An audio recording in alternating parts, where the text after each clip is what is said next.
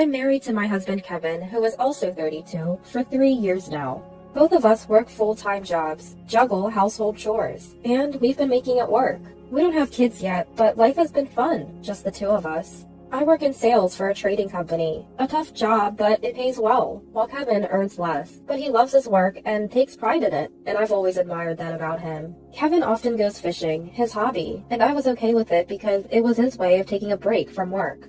We keep our finances separate. Aside from splitting the rent, I cover all other living expenses. It's never bothered me. I didn't have hobbies like Kevin, and I enjoyed watching him have fun. I save up more, and I felt it was okay for me to support him financially. That's how I genuinely felt. If there was one thing that bothered me about Kevin, it was his family, especially his mother-in-law. We live close to them, and because mother-in-law has trouble walking, Kevin often visited. I didn't mind it much, and I'd accompany him whenever I could. Today, on our rare day off, we brought a gift and visited mother-in-law. Well, it's been quite a while, hasn't it? Sorry we've been away. Mother-in-law sighed, seemingly annoyed. It's only been 2 weeks since we last visited. Kevin went alone last week because I had to work on my day off. You may be busy with work, but you're also a wife, you know. Yes. Every time we meet, mother-in-law throws snide comments my way. She doesn't like that I earn more than Kevin. A woman should support and stand by her husband, she'd lecture. Mom, enough. We're handling it between us. Well, if you say so. I think mother-in-law, who's been a homemaker her whole life, can't relate to a working woman like me. Really sorry about that, Kevin said on our way back home. The constant passive-aggressive comments and lectures were stressful, but Kevin always stood up for me, which made it bearable. Hey, it seems like this month's rent hasn't been paid. Checking my bank account after work, I noticed there was no money. We couldn't make the withdrawal. Usually, Kevin deposits his half after he gets his paycheck, but it seems he forgot this time. I'm a bit short on cash this month. Again? This wasn't the first time. Sometimes he'd buy something and not have enough to cover his half of the rent. Annoyed, I let out a sigh, and Kevin chuckled nervously. Sorry, can you cover it this time? He said it like it was no big deal. I'd understand it if it were once in a while. After all, we all want to make a big purchase sometimes. But didn't you say the same thing last month? It's a limited edition fishing rod. You said the same thing last month, didn't you? Couldn't you have discussed it with me before buying it? Even though we have separate finances, if we can't stick to the budget, we can't make it work, especially when Kevin only pays half the rent. If he doesn't even cover that, then I'm left to handle all the living expenses. That's just not fair. Ugh, enough with the nagging. Kevin interrupts me, clearly annoyed, letting out a sigh and furrowing his brows. Nagging? Sure, we've had these kinds of conversations before, but only about shared expenses. I never meddled in how he spends his own money. Why are you always talking about money, Sarah? Are you obsessed? I was genuinely shocked to hear him say that. Well, we can't live here if we don't pay the rent, right? Talking about money all the time is unattractive. What? Unattractive, Kevin says, looking right at me. Why would he say something like that? I liked that Kevin wasn't concerned about money, and I was okay with managing our finances. And now he calls it unattractive? Seeing my silence, Kevin seems to think he's won the argument. He relaxes his face and lets out a resigned sigh. You know, like my mom always says, a woman should stay home and support her husband. What? If you don't make me look good, you're the one who's going to be embarrassed. Kevin says this dismissively, then turns his attention back to his phone. I was at a loss for words. Kevin always apologized for his mom's outdated views, saying she didn't understand me. Was that his true feeling? What does making him look good even mean? Is it just about silently supporting the household? I'm home! Welcome back. I was greeted by my mother-in-law, Susan, after a long day at work. What? Susan? I wasn't informed she'd be here today. Ignoring my surprise, Susan takes my bag and heads inside. I rush in and am speechless at what I see in the living room. What is all this? Boxes and belongings are cluttered everywhere, leaving no space to walk. Not just Susan, but my father-in-law is here too. Kevin is casually watching TV and drinking a beer. What's going on here? Lower your voice. What is all this? Kevin frowns at my confusion. My parents moved in today. Moved in? Here? He never mentioned this, not even this morning. Ignoring my shock, Susan is happily unpacking. Wait, I wasn't told about this. My mom's legs are getting worse. It's hard for her to live alone. But we have extra rooms, so it's fine. It'll lessen your burden if my mom lives with us. That's right. I'll help with the chores. It'll be good for you since you're so busy. I guess they never really cared about how I felt. Even if I said no, it seemed like no one would listen. What hurt the most was Kevin's attitude. We had rented a larger house with extra rooms, thinking about our future family. But I never thought our family would grow like this. My life turned into a living hell. My in-laws, father-in-law and mother-in-law, took over the room we had saved for our future kids and acted like they owned the place.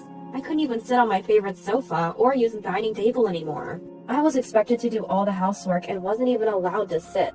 The only time I could sit was when everyone else was asleep. Eating leftovers alone, I couldn't help but cry. What am I doing? How did it come to this? When I asked for financial help, they berated me, saying, "You're earning money. Why are you so stingy? Planning to take our pension too?" When I talked to Kevin, he looked visibly annoyed. "What's the big deal? Mom is helping with the chores, isn't she?" Even the chores were eventually pushed onto me, with complaints about aching leg. I did the laundry, but I didn't like having my father-in-law and mother-in-law do the washing together. I ended up doing my own laundry, and despite the increased workload and financial burden, no one listened.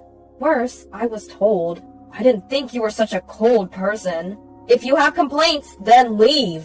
The Kevin who said this was not the Kevin I had loved. Maybe I should leave. I never thought I could be happy with these people.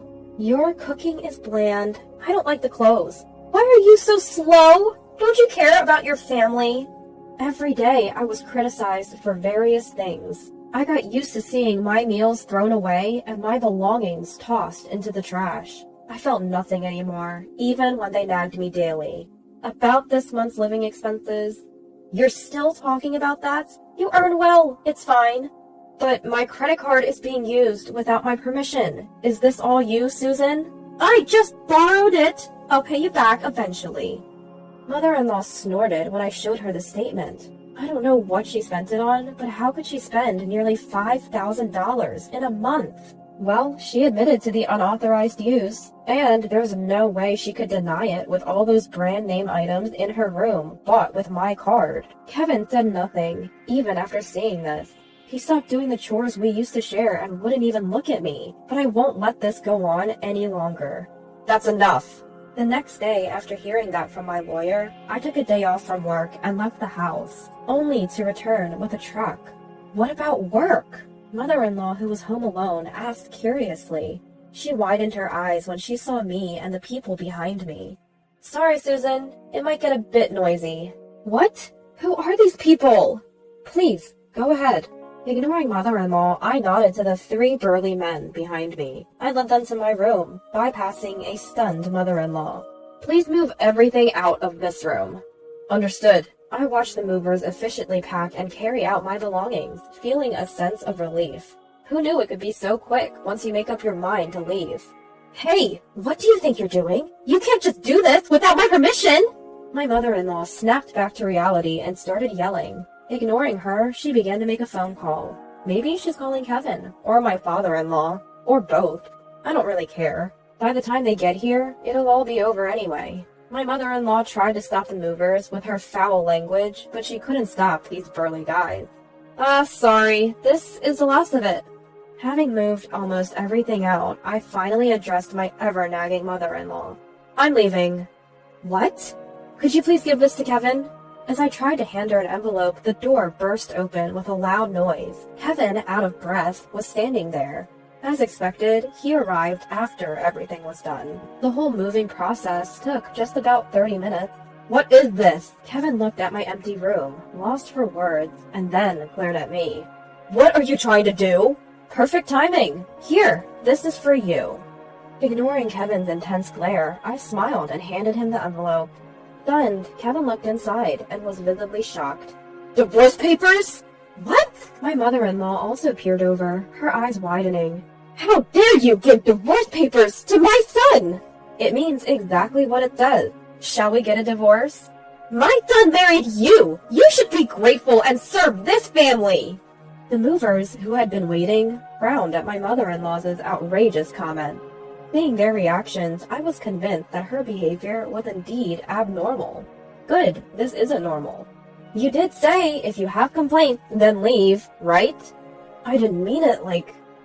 Kevin hesitated. He probably never thought I'd actually leave. He couldn't have imagined I'd walk away. So you thought I'd just quietly obey? Well, I have plenty of complaints, so I'll do as you wished and leave. I'm not stupid enough to stay here and endure this. Leaving those words for a stunned Kevin, I walked out of the house with the movers. Sorry for involving you in this mess, I apologized. No problem, we understand, they smiled. You've had it tough, they all said, comforting me. I couldn't hold back the tears anymore. I was scared. I was sad. I was frustrated. But I managed to leave. I felt proud of myself for that. Later, I formally filed for divorce through my lawyer. If you have complaints, then leave. After that conversation, I had been quietly preparing for divorce. I consulted a lawyer and gathered evidence to support my reasons for divorce. Every complaint and snide remark from my mother-in-law and Kevin was recorded. I also documented any meals or personal items they had unjustly thrown away. My lawyer said I had enough evidence, so I immediately started the moving process. I had already signed a lease for my new place. All that was left was to move my stuff in. I chuckled at the few boxes that contained my life, but the thought of being surrounded by things I love excited me. I had to leave behind my favorite sofa and dining table, but I can always find new favorites. I heard from my lawyer that Kevin was stubbornly refusing to divorce. Apparently, Kevin and my mother-in-law even stormed the lawyer's office, demanding to know where I was. They also staked out my workplace, but my colleagues, who knew the situation, helped me avoid running into them. The evidence I had gathered against Kevin, my father-in-law, and mother-in-law was damning. If it went to court, I'd have the upper hand. Kevin finally agreed to the divorce when he realized how expensive a court battle would be. I also demanded repayment from my mother-in-law, not just for the alimony, but also for the money she had spent. She blustered about demanding money from me, but backed down when I mentioned I had evidence of her unauthorized use of my credit card. Family, huh? But her idea of family only included Kevin, my father-in-law, and herself. Did she forget how she'd always left me out? The word family, which she only used when it suited her, made me nauseous. After the divorce was finalized and the alimony paid, Kevin and his family moved away like they were fleeing. Their bad reputation had spread in the neighborhood, making it uncomfortable for them to stay. Plus, they couldn't afford the rent on Kevin's salary alone. Now, they're apparently living in a small house in the countryside, scraping by on Kevin's meager income and the parents' small pension. I'm miserable without money. Won't you come back? Kevin has emailed me multiple times, but I've blocked him without even reading the full messages. As for me, I'm surrounded by things I love, doing a job I enjoy, and living a happy life. No one's throwing my stuff away anymore. No more worrying about complaints. Life is good. Now there's someone at work who's caught my eye. We're both busy, but he's a kind person who says we can take things at our own pace. He knows about my past failures, and has told me he'll wait until I'm ready to trust again. We both want a life where we're independent, but supportive of each other. That's the life I plan to live with him from now on.